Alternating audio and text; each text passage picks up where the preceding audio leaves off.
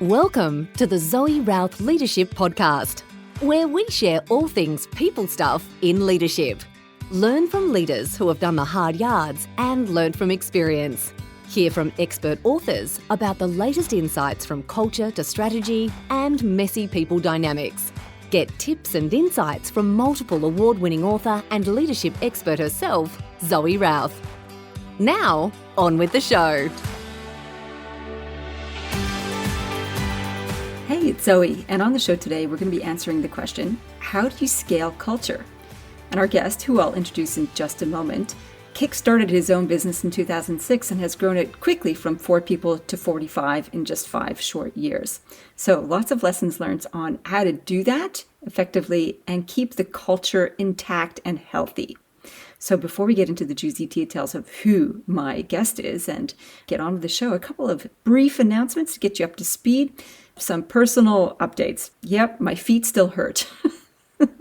Still working on that. But, with the lockdown, I'm not doing as much running, so it's given them a chance to heal. So yay me.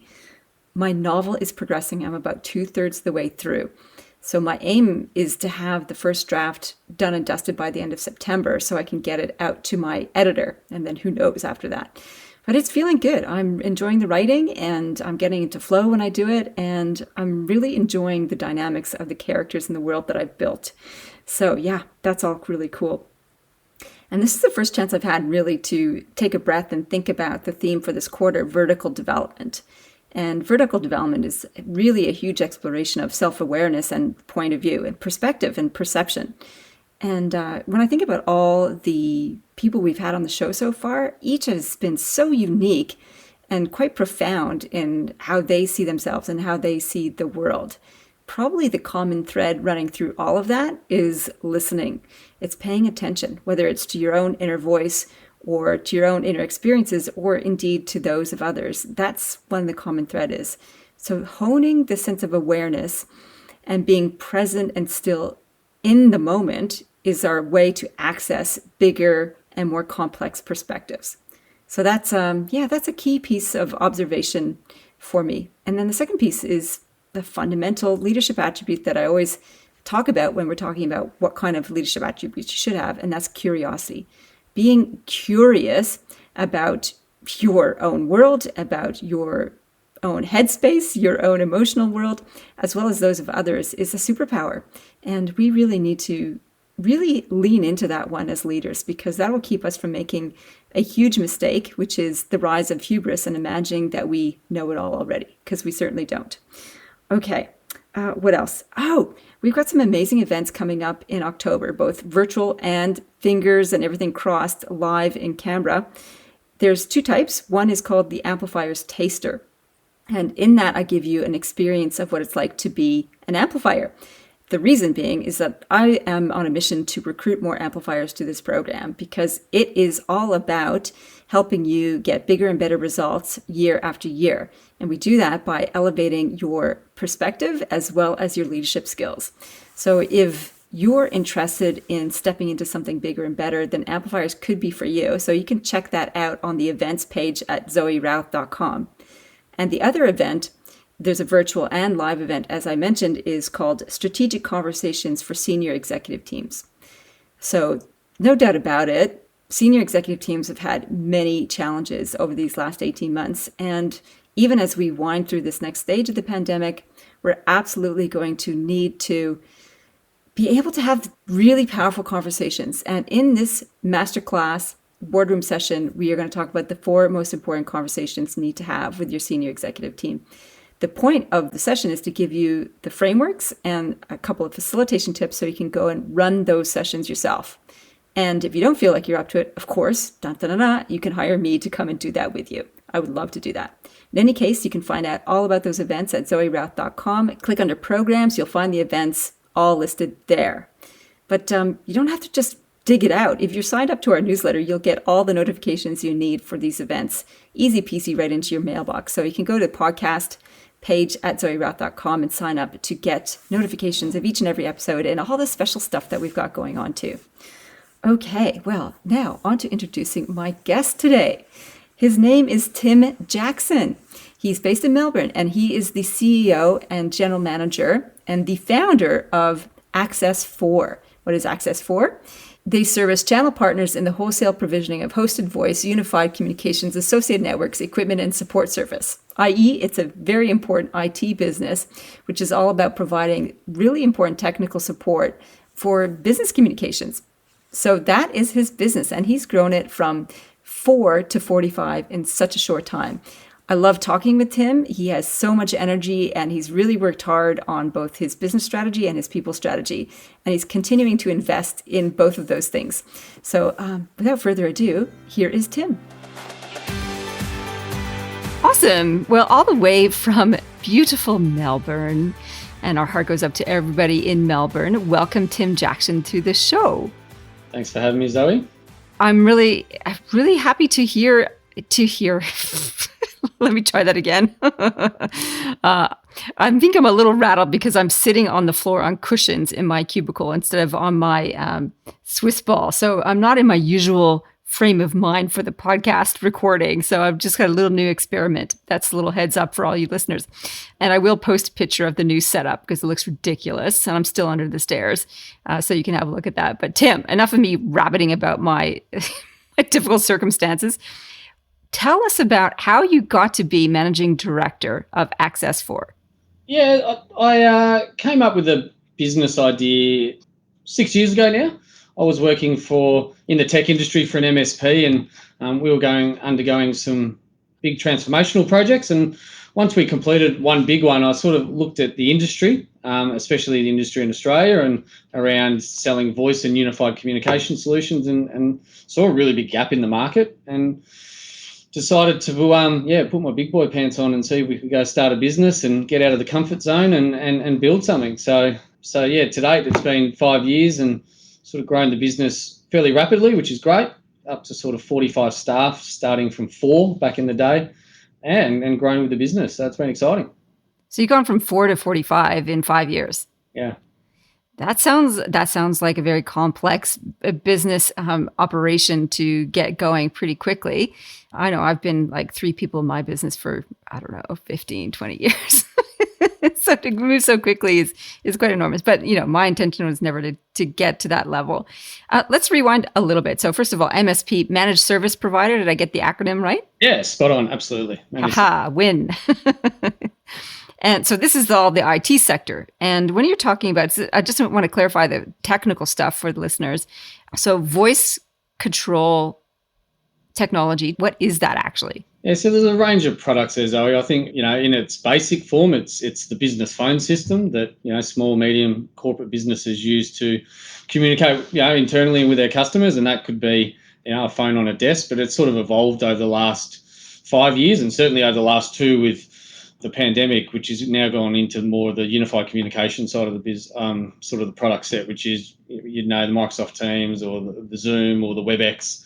So we provide that range of solutions, and we probably do it a bit differently. We didn't want to go direct to customers. We wanted to build a solution for the managed service providers, which meant they could service their partners. So we're channel only, which is a bit different from a lot of people around the world. They tend to have either both or go direct. But yeah, so we do managed voice, unified communications, and then and dabble in the contact center space for call centers. Okay. All right. So channel only. What does that mean? So channel only means we don't sell direct to the actual customer buying the product. We have a channel program, and managed service providers sign up to our program, and they will then buy our product and sell it to their customer, and they have the customer relationship. I got it. Okay, cool. So your customers are the one step removed from the end user. Yeah. And I think a little bit like your idea. I didn't think we had a couple of ideas around that having a channel business would allow us to scale quicker because we get partners that have multiple customers and we didn't have to go and find them direct. But when we started the business, we thought we'd be able to grow this enormous revenue line with only maximum 20 people. Reality is it didn't work out that way. And we need a lot more people to run the business, and we've sort of adjusted along the way. But yeah, it was really around trying to scale the platform reasonably quickly. And it's all around automation. So a lot of the partners come in and do self-service. So they don't need us doing all the work for them. They can come in, they log into a portal. We built that portal, and then they can service their customers and look after them without us necessarily being involved. So yeah, the channel only strategy was one from a scale perspective, but secondly, like most vendors, if you start competing with your customer or your partner, they start getting a little bit awkward around, well, why are you competing in the space? So we really committed to the market. We would stay channel only and not compete with them, and try and make them as successful as possible. Okay, I got it now. So the big leap, right? So you were working at another organization and then you saw a business opportunity and decided to take the leap and become an entrepreneur. What was that like? Because, having done a similar leap myself when I was an employee in an organization to then running your own enterprise, it can be a big shift. What was your experience of it? Yeah, I think it was probably the most daunting experience of my life, to be honest. I think I had a lot more hair back then too. I think when you get that idea and you haven't done it before, which I think's the key. Like that was for me the first real. I mean, I did have a business with a mate, probably in my mid-20s, but we sort of just had it as a bit of a lifestyle side business doing IT. But this was a big change, and yeah, it's pretty daunting when you take on the responsibility to start paying people's payrolls, and you got to make sure there's enough money in the bank. And yeah, it's a massive shift, and to be honest, a bit stressful. I think it was stressful for me in terms of the way I did the management buyout to get this business up and running, which meant you really did have to leverage a lot of relationships to get that right. So I learned a huge amount, and still am learning. To be honest, we're still out raising capital and doing all that, and it's never a dull moment. So how is your day different now than it was when you were an employee? I was in management, general management roles, so I still had that financial oversight, but I don't think I didn't have to worry that there was money in the bank. We're part of bigger businesses that had cash flow sorted. We weren't worried that we couldn't afford to pay people, which was early days.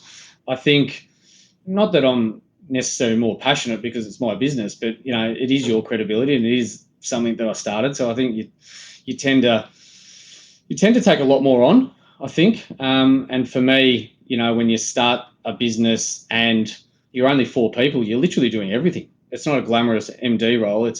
You're literally doing porting or helping out with accounts, or you're doing sales, and sales is not my strength by any means. So, I think for me, it is a lot more pressure when you have to do the whole gamut. And look, I surrounded myself with really good people when we started this business and still do. But the reality is you've got to be everything. Yeah, and that's quite exhausting, actually. Physically and mentally. And I think, most people know when they start a business, not everything goes right. Nothing goes as planned, and you've got to be able to move and be agile and dynamic and move with it. Otherwise, I think that's probably why a lot of businesses fail. I think people underestimate how much actually goes into it and the workload that you've got to do to get through that first 5 years. And if you look at the statistics of small, medium businesses starting and making it past 3 years and then making it past 5, there's not a lot of them. There's a lot of effort that goes into building the infrastructure and the platform of the business before it gets to build its presence, and then all the services it delivers, and then all the processes and systems before you actually get its own momentum going. And you have to kind of push through that part, I think, because you're trying to do delivery as well, like service delivery, looking after clients, as well as building the behind the scenes stuff. Yeah, and I think, and you've got to build credibility as well, like, because you're going out to sell a product to a partner and they're putting their faith in you. If you can't show a level of confidence that your platform and your product works, and, why would they put their faith in you? So I think that's a really important part. So, building the systems, making sure we had a product that worked, it was reliable, it was stable. Otherwise, people give you an opportunity, and then if it doesn't work out, they don't come back. So, we've built this business to over 200 partners now, and it's because we got that part right at the start. So that's a real credit to the tech team that surrounded me when we started the business, because I'm certainly got a tech background but wouldn't have built what we built. So I think that's a real credit to those guys as well. So what's been the hardest lesson in business so far for you?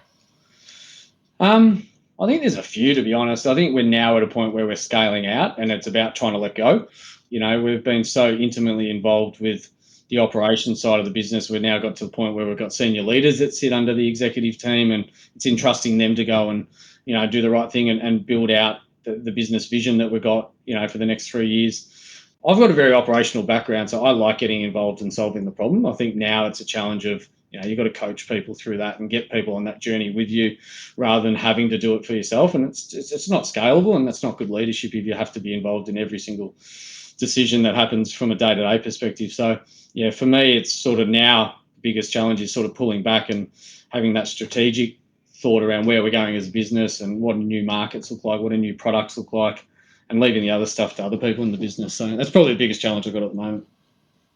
What's challenging about it? Is it that you have to let go of the stuff that you like to do, the hands-on stuff, or is it, do you find it challenging to trust people? Like, what's the hard part about it? I think probably for us, the rapid growth, where we've grown so much, like we're doubling the employee count every year. So you're bringing people onto a really fast-moving bus and trying to get them trained up and give them enough that they don't fail, but not enough that it's micromanagement. So I don't think it's a trusting. I think, we've got a really good saying around, we sort of hire for culture, train for skill. So we get the right people into the business that we know we can train up and get right. It's just about getting them into that probably phase where they're confident to go and do stuff. And I think that's fine. I think we are doing that. It's just a challenge, I suppose, changing mindset a little bit around, guys, this is how we need to go.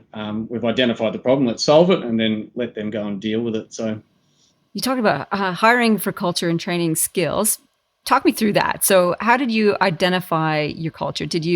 Were you very deliberate and intentional about setting your culture up? How does that sort of get shaped for you? Yeah, I think we did. When we started this business as an exec team, we sat down and set the vision, the mission, and the values of the business because we wanted it from the start. It wasn't an afterthought. And it's evolved over time. But I think what we've found is that, one person can actually bring the joint down if we don't have the right people in the group. So rather than having the best person skill set wise, but they don't fit in from a culture perspective, and that then, has implications on collaboration and teamwork. We've felt that, you get the right person in that fits the culture, and that sort of becomes our interview process now. We've changed our interview process to make sure that we are getting the right people. If there's a few shortfalls, we're not necessarily not looking at their skill set, but it's not the first thing we look at.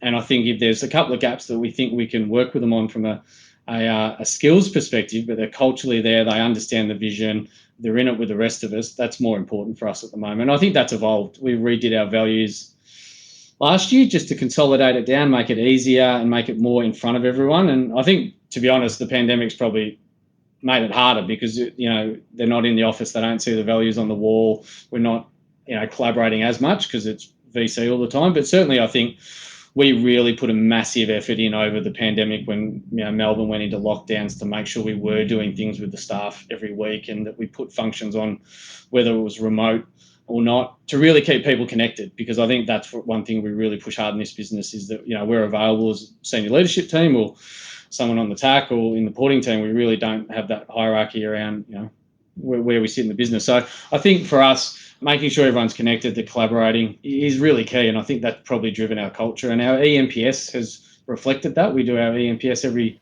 Sorry, what does EMPS mean? Our employee net promoter score. So that's how likely someone in this business would recommend Access 4 as a place to work to someone else. And what was your score? 56. That's very good. Usually it's like normal businesses are like 10. Yeah. Even harder in a lot of tech industries as well. So yeah, we put a big focus on that, the right people being the biggest asset in the business. And we've just employed a people and culture advisor in a business of only 45 people, which is, again, pretty rare. But that was to come and help us grow and make sure we do keep that culture going and we didn't fall back. When you're sitting in an interview and you're thinking, we need to hire for culture, what explicitly do you look or listen for? I think for me, it's about, one, do they understand the business? Like for me, the tech inquisitiveness is really key in a business like ours. Like the people that are really tech inquisitive actually go better because they want to know more. They don't sort of sit on the sidelines. So I really focus on how tech inquisitive they are. Do they have passion for the product and the industry that we're in? Are they change innovators? People that sit back and go, oh, that's the way we've always done it. That's not our culture. Our culture is always about how do we push the limits? How are we going to continue to be a disruptor? And that's the people we try and align with. So, yeah, I think it's those sort of softer questions around, what makes them tick. And if it's following a process, it's probably not really a good fit for us. Whereas they come in and go, I like finding problems. I like solving them. I like innovating. I want to collaborate. I love getting in a boardroom. They're the things that make us tick in this business. A bit hard in COVID, but certainly before that, we were very boardroom, get up there, whiteboard, everyone gets their say and we work through it and then go and execute on it. So, and that's the culture we like in this business. So, yeah, I think from a focus perspective, it's probably some of those things around how they work in the team and collaborate for us. So the team that you've built, is it primarily based in Melbourne and with an office, like a typical office, bricks and mortar office that people come into? I mean, notwithstanding COVID stuff. Is that what you intended? So it is and it was. It's changing. I think with the modern workplace now, we drink our own champagne, if you want to say that, and that means everyone's using our own products to collaborate and communicate. So that's become less of a problem for us. We've got a lot of people. So we've probably got 5 people in Queensland, all working from home really. And we've got 1 in New Zealand, and then the rest are Melbourne based. And we try and hire around Melbourne so we can get them into the office to build that sort of collaboration. And every quarter we have an event, whether it's a formal dinner or lawn bowls in March and another event in September. So and then we fly everyone in from around either New Zealand or Australia to attend that. So probably 80% of our staff are at head office in Melbourne, and the rest are in different states or countries. And how do you go about building that sense of culture in a hybrid team like that? I mean, I think it's a challenge. We put a lot of trust in our senior management team because we have, really good senior leaders that lead sales teams, which are fairly geographically dispersed, but we've got our partner experience team that's pretty geographically dispersed, and they do all our onboarding. So we put a lot of effort, but also trust that they can actually onboard and keep their teams connected. So we do monthly all hands calls to really communicate the message back out to everyone. So they all dial in once a month and have to listen to me and some of the other senior managers. So we try and keep people connected. We do Friday trivia once a month with virtual drinks to make sure, again, people are in and having a bit of banter, because that's what we used to do in the office. But at the same time, it's hard. Like, people get really fatigued around doing virtual stuff. And I think we've been in lockdown so long now, everyone goes, kidding me, another virtual function? So we've got to try and find the mix between too much and them getting their own space and trying to put it on for the ones that are probably feeling a bit more remote. So it's a significant challenge that we keep talking about as a senior leadership team and trying to find that balance. It is. You're right. Like, it is. People do get fatigued with like trying to interact over a screen all the time. Can be because it's not just work. You might have them for your social world and for your family life as well. So I remember one weekend I had so many Zoom meetings lined up for my social life. After a whole week spent on the screen, it's like, oh, I just want to not do that.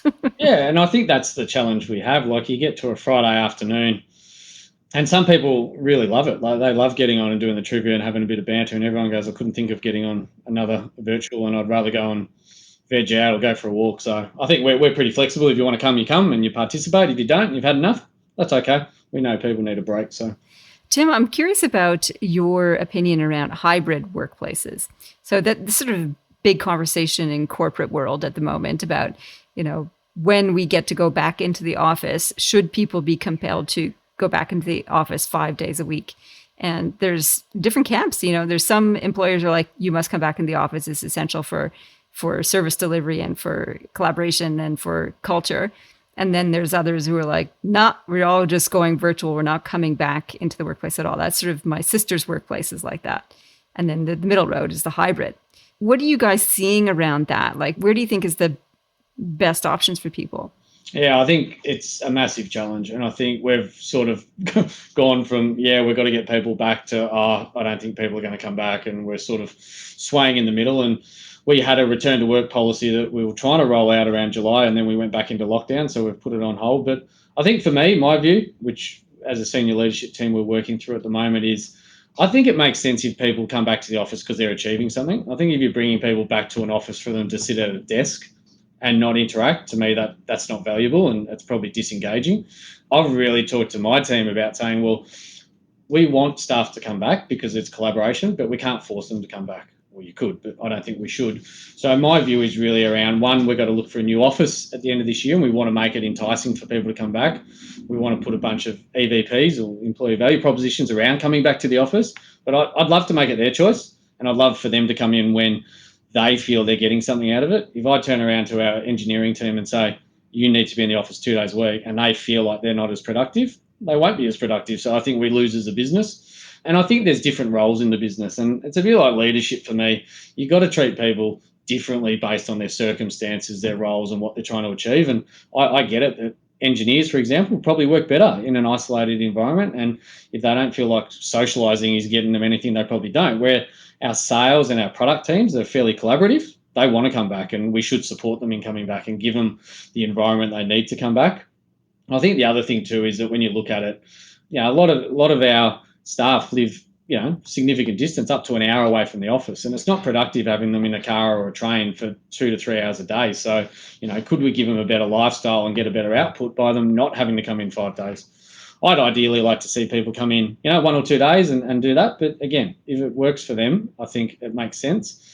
We'll certainly do a lot of social functions and that to try and entice people back and really get that collaborative feel back. But I think we're far from saying you must come back 5 days, and we're not even in a position at the moment where at 3 days they should be forced to come back. So we're still working through it. I think it's a work in progress for us, and the goalposts keep moving, to be honest, because every time we think we're going to put a strategy in, we get locked down again, and it's not worth going out there. So yeah, I think for us it's hybrid will work, and we'll work out with managers how their teams work best and adapt to that. So I don't think it'll be one rule for everyone.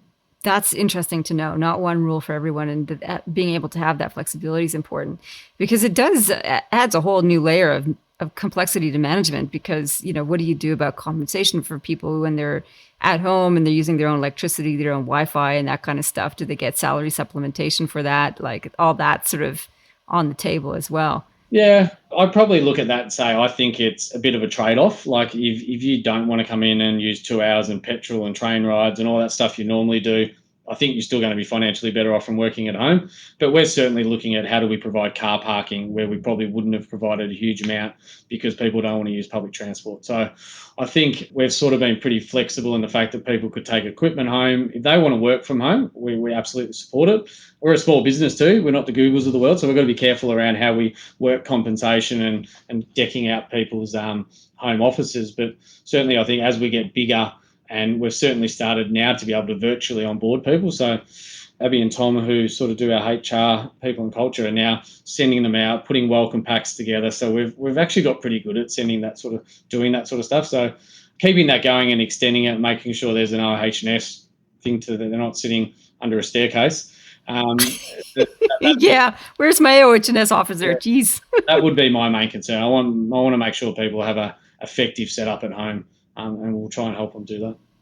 Yeah. I did want to ask a little bit about how you think collaboration is going to work with the hybrid piece. So you've mentioned it several times that collaboration is really important. And is it because you believe that having people in the same room is the best way to collaborate, or can you make it work otherwise? No, we've made it work. I think we use a range of technologies at the moment, like Miro boards and things like that to collaborate on. And I think a lot of people have adjusted to it. Me personally, I'd rather do it in person. I think it sort of gets the innovation going a bit better, but we've been able to do it. I think if you look at how our staff are structured, we've got people in Queensland that are going to have to keep doing it remotely because we're not putting them on a plane every time we're going to have a collaboration session. But I think for when we set up the new office, a couple of things we've thought about is really having better collaboration boards so the people in the room writing on whiteboards is still visible to the person so they don't feel disconnected. So that's some of the things we're going to invest in. Is there technology that does that? So when you write on a physical board, it shows up on a screen? Yeah, like the WebEx boards and the Surface. Yeah. Okay, absolutely. cool. Rather than trying to turn the camera over to face the whiteboard, we'll probably invest in some of that technology. So that'll be cool. And I think, for people that can come in and they've got the option to come in and they want to, great. If they think they can collaborate and do it from home, and we've got a lot of collaboration across, say, our product and dev teams, and I know the devs would rather work at home. So we're going to have those challenges around how do we get that to work. So, but I think it'll end up being a hybrid collaboration environment, if you like. It'll be people at home that are still collaborating with people in the office, or they make the effort to come in on that day because they can get enough collaboration happening all in one day and get it out of the way, and then they can work from home for the rest of the week or vice versa. So I think it'll be a mix. So Tim, during your entrepreneurial journey and also as your time as a manager before that, what have you learned about people? They're complex. They're very complex. Yeah. Look, I think a couple of things. I think, and as my leadership's probably evolved, listening to them is probably number one, because I think, going in with preconceived ideas around how things should and shouldn't work probably brought me undone a few times in the early days. So I think listening to them, understanding them, But setting expectation, I think, is the big one. Like from a leadership perspective, too much breadth is as big a problem as micromanaging people. So I think setting the expectation on how this business operates, what we're here to achieve, how do we support our staff is really key. And if you get that expectation right, I think most people then sort of align themselves. If you don't do that, I feel like you end up having to either try and herd cats or you're giving people too much rope and it ends up not working out for either. So, yeah, so for me, I think listening, that empathy side of leadership for me has probably been my biggest thing to think about over the last probably 15 years. And how did you go about developing that? I got told by one manager that I needed to.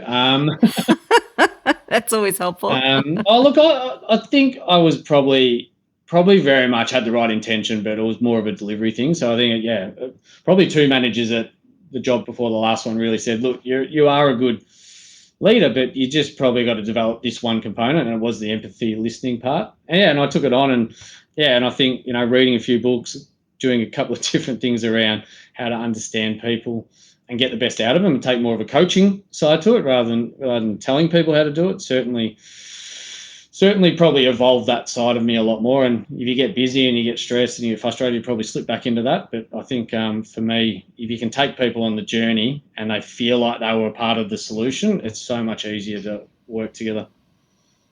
What do you think your strengths are as a leader now? I don't know. Probably should ask my team that. I think for me, I try and find the middle ground between operational leadership and sort of situational. So give them the stuff that they need to do, but then change it to what is happening at the moment. And pandemic's a really good scenario where people are just tired and fatigued, and you've got to manage them differently. You can't expect the same outcomes you used to be able to. And I think for me, trying to work to their strengths is where I've sort of moved towards. I think where I used to have this idea was, well, you're employed as the engineer. Why aren't you being an engineer? Was the way that I used to look at it quite simplistically, whereas I sort of encourage our career pathways and say, well, maybe that's not the best role for you. Maybe you thought you were an engineer and we thought you were, but you're actually showing better signs of doing product marketing or something like that. So I try and look at that and look for the good in it rather than just focusing on what they can't do and then get them doing what they're good at. Like, I just feel like it's such a waste of energy, both physically and mentally, is trying to get people to do things they're not good at. Get them doing that and find someone else to do things that they're not good at. Oh, that sounds like a really fabulous management approach to me. I'm curious now about diversity. Diversity in the tech sector is really problematic. All sorts of diversities, from background, gender, you name it. How do you go about managing that or trying to build more diversity in your workforce? For me, it's the right person on the right seat on the bus. To me, background, beliefs don't, as long as they're mainstream and we're not having some weird ideas, but it's really around how do we get the right people in there. And for me, it's the rest of it's irrelevant, to be honest. So we have a huge diverse cultural diversity in this business. And we celebrate it. We do Harmony Day, which is really around cultural diversity, and everyone gets to, bring in food and celebrate their sort of ancestral history and that sort of stuff. So that's great. I don't think we look at it any different. I sort of stay away from the whole, we need this amount of people in these sort of roles. That's not me. It's the right person for the right role. And we push that pretty hard. And I think our senior leadership team is really good at that. Hence, we've got a very diverse workforce. Diverse from a cultural point of view? Cultural, gender, everything. Yeah. So without going into all of them, but yeah, we've got we even have a selection list in our employment here to say what food they eat. So we've got a lot of people that are, vegetarians or vegans. And so we put all that into our systems to make sure we're not insulting people. We are giving people the options they want. So yeah, I think we're pretty up to date with that. But I don't really think about it that way. I'll sort of, again, come back to the right person on the right seat on the bus. That's so funny. I never considered dietary preferences or requirements as a diversity factor, but maybe you're right. All over it. Yep. So that's hilarious. How do you define success these days? Personally, I think, as part of this business and leadership team, we've set some, really aggressive growth targets. So we've got success as a business. For me, success personally is really around trying to nail a couple of things that I've put down on my list to get better at, and that's a lot to do with some of the business and commercial side of me and expanding that. I think for me, leadership's a big one, and we're going through leadership coaching at the moment within this organisation to do that. So I instigated a 360-degree feedback on me as a leader. So all my senior management team is now providing some constructive feedback, which we're going to work with coaches on to do. So, yeah, I think for me, getting through some of that stuff and adapting would be a really good from a success perspective. On a business side, we have some a new strategy we put in place in April, which we've taken the whole team through. We call it the 5x5x5 strategy. And for me, that's the success we need to hit. And that's what we've told the board and shareholders we're going to deliver on. So sticking to that. Yeah, nice. And with your 360, have you had the report back yet? No. Due in 2 weeks. Okay. Have you had that process done before? Yeah. We did it in, I probably did it 10 years ago when I was general manager in the other business. Did 360, and we did it regularly across that business at multiple levels. So, yeah, it was quite informative. Informative is that like a euphemism? Well, I think everyone's got their view on and I don't think you're ever going to keep everyone 100% happy. But again, if you sort of got multidiscipline and you're managing people the way you think that they want to be led, I think it tends to be a bit easier. But reality is, in leadership roles, you've got to make some hard decisions, and not everyone likes it. So I'm sure that there'll be some constructive feedback around things I can do better. Yeah, right. What's the hardest decision that you've had to make? I don't know if one stands out, to be honest. Probably moving on a senior leader within the business that we decided was best for both. And it took a bit of time to come around to it, but I think for me, we'd run our course, and it was a good outcome, and it was a good 3 or 4 years. But reality was that, if we let it go any further, we're probably going to damage our relationship and that within the business. So, yeah, that was probably one of the toughest ones I've had to do, especially in the last 10 years. But I don't know if there's outside of that, I've really had a huge amount. We've done performance reviews before, but I think firm but fair is the way I sort of go about it. So I don't really see it as hard decisions. I think they were ones that had to be made. So that's always a pretty tough thing to do in terms of a leadership piece or a management piece is letting people go. Do you find anything else difficult in dealing with the people? Not really, to be honest. So without sounding too blasé about it, I think, there's obviously the tough discussions you have when you got to realign people, I think, and they've stepped outside what I think would be reasonable. But I don't necessarily see it as hard. I see it as part of leadership and managing. And I think, you're only as good as what you stand for. So if you're letting that sort of behaviour happen within the business, it's a problem for culture. And it's one of those things where I'm pretty big on trying to pick it up and curve it before it gets too bad. Okay. Second last official question. What are you most proud of when it comes to Access 4 and leadership and people? I think getting the business to where it is. I think with the team that we've got a really good senior manager team that's growing and developing as I am.